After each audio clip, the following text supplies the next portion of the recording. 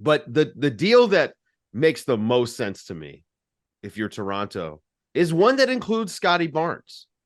He had a down second year, and I'm not out on Scottie Barnes in any way whatsoever, but I don't think this is a guy who's ready to contribute heavily to a team that would want to be a top 3 seed and make it to a conference finals. I just don't think he's that level of player, and he makes the most sense for Portland because he would be another young guy, and you could see, okay, well, maybe Toronto doesn't have to come up with the draft assets that they might if they were, including OG Anunoby in a trade. I mean, is there a world in which Toronto, I hate to say gives up on, because it wouldn't be giving up, you'd be getting a much better player.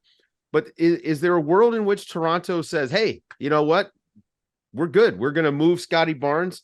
We're going to take this swing in this short-term window that we've got with Pascal and OG and Damian Lillard. You say maybe 2 years out of the 4 years of his contract that you expect him to be, maybe at this level.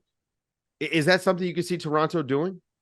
So I'm almost like completely aligned with you here, which makes for great podcasting. Oh yeah. I don't like conflicts. So yeah. So I'll answer the question directly. I don't think it happens. This front office is always keeping an eye toward the future. And even with the Kawhi trade, like they sent out DeMar, who was DeMar's great player, but he was the money who had to be included. He was obviously the value or the part to make the deal work.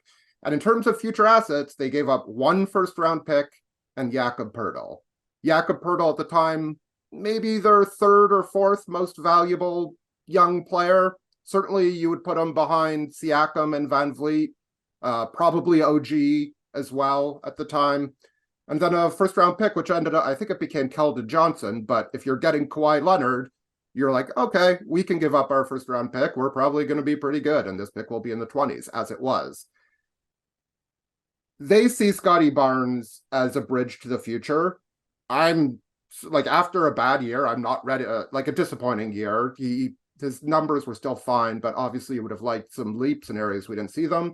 They still see him as a bridge of sorts to the future. And he's definitely their best young asset. I'm not going to deny that. But if you're asking me, would I rather give up Scottie Barnes and 1 first-round pick, or OG Anunoby and 3 first-round picks and another swap? I'd rather do the former. But I'm making up this value right now. Right. But that's I would just feel really hung out there on the edge if I am giving all my pick power to Portland for Damian Lillard, given all the realities of the situation, which I'm sure you've talked about in your last several shows. Listen, there's nothing happening right now. We don't need to say all the things that need to be said with Damian Lillard. It's just a lot.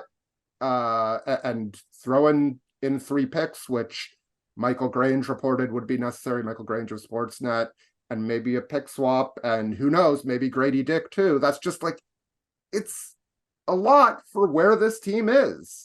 Meanwhile, Scottie Barnes, if you're Portland, Scottie Barnes kind of gives you another jump start on the rebuild, right? It not only is it not a guy like OG Anunoby that you're going to have to find a home for, right, to get some value out of or pay next summer. He's a guy who might fit nicely with what you have going on already with Scoot, and Shadon Sharp is like your, theoretical 1 and 2 of the future. I don't know what Anthony Simons winds up being in this scenario. I'm not as high on Simons as some other people, because I care about defense. He's traded or he's a 6th man. He's sure. Something else. And Scottie Barnes could kind of slide in there. Now, one of the problems with Scottie Barnes, and we'll talk a little bit about this upcoming season, is I think Scottie Barnes has not really been given a defined role in Toronto by the coaching staff there the previous 2 seasons. And so I wonder if there isn't a scenario where you're Toronto and you want to say, we need to just see this guy under a different coaching staff, maybe in a different system, which they will this year because they've got a new head coach. Yeah, and like I said, I don't think they're trading him. So I think they still believe in him a ton. Darko Rajakovic, from when I talked to him out in Vegas, is like super high on him.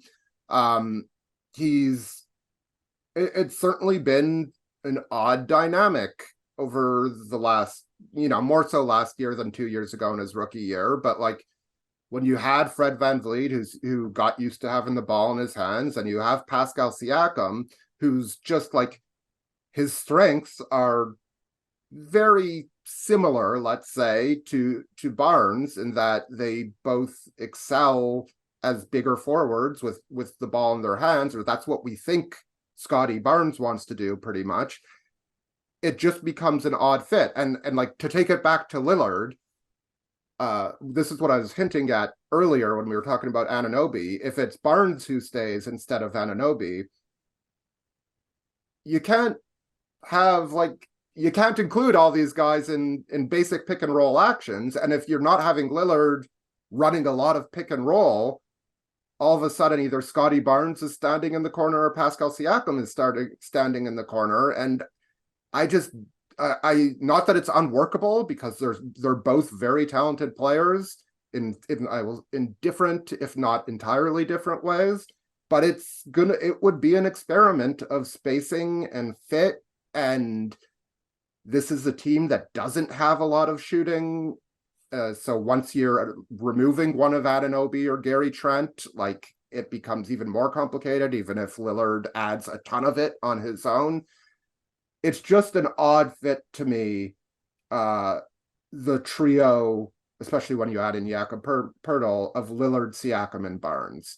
And more so, and this is what I've been trying to figure out for the last year before Lillard even became a part of this conversation, Siakam and Barnes. And I think that's where, I don't mean it's like interpersonal, but that's where some of like the stylistic tension and just lack of fit comes from on this roster, is that they are at heart, very solidly similar players. Pretty similar, yeah. I mean, They can do a lot. Siakam is just so much better, right? Yeah, right now. But they can both do a lot. But what they can't do, reliably making 3-pointers, and what they're good at, being involved like with the ball in some way, sort of limits their utility when they're not in that situation. It's complex, and I mean, the Raptors' half-court offense has not been good the last few years, and I don't think that's a coincidence. Like, it's a hard puzzle to make work.